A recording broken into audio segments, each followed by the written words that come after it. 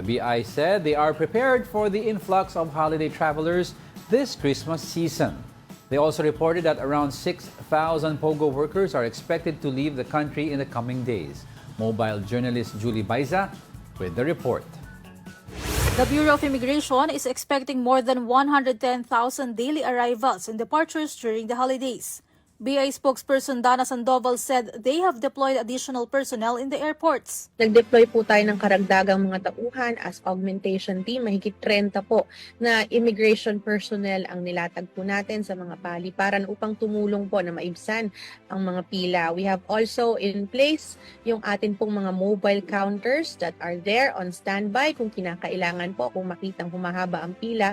Meron tayong additional personnel na tumutulong po sa kanila. Sandoval also reminded that although immigration officers are now authorized to greet arriving visitors, government personnel are still prohibited from accepting gifts. Ang pagbati po ay walang masama, nakikita natin.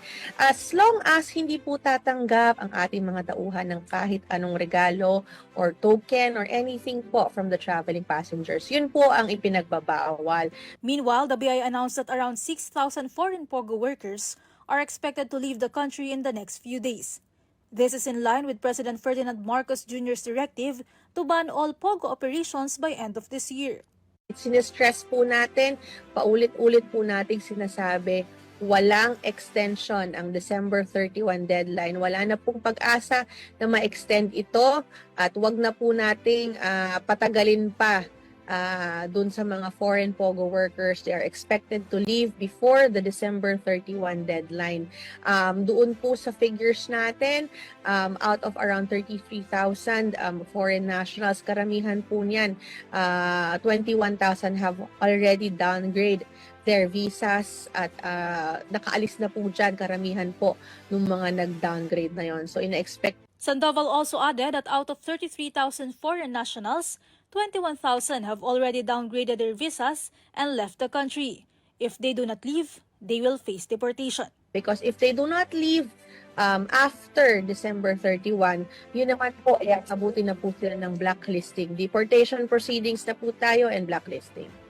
Mobile Journal Julie Baiza, We Are One News. Yun. So, yan naman na lagi natin pinag-uusapan dito eh, 'di ba? Yung pag-crackdown nga nito ng mga POGOs at the end of this year, yan ang sinabi ni Pangulong Bongbong Marcos during his speech sa Ibang iba kaya nagpapadelay lang kasi may ibang Chinese nationals nagkaroon ng pamilya bigla.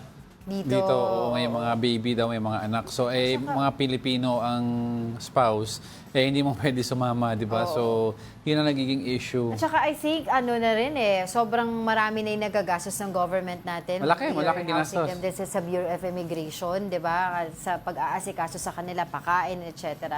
So, and then also, we have already mentioned here on the show before na pagdating nila doon sa China, ay ang turing sa kanila criminal, di ba, not victims. Because gambling is strictly prohibited under Chinese law. Yes. So even nga si Alice Go, when she was missing at sabi natin baka nasa China, sabi ng iba, no, she cannot do that because the moment she sets foot on Chinese soil, huhulihin ka because POGOs are illegal.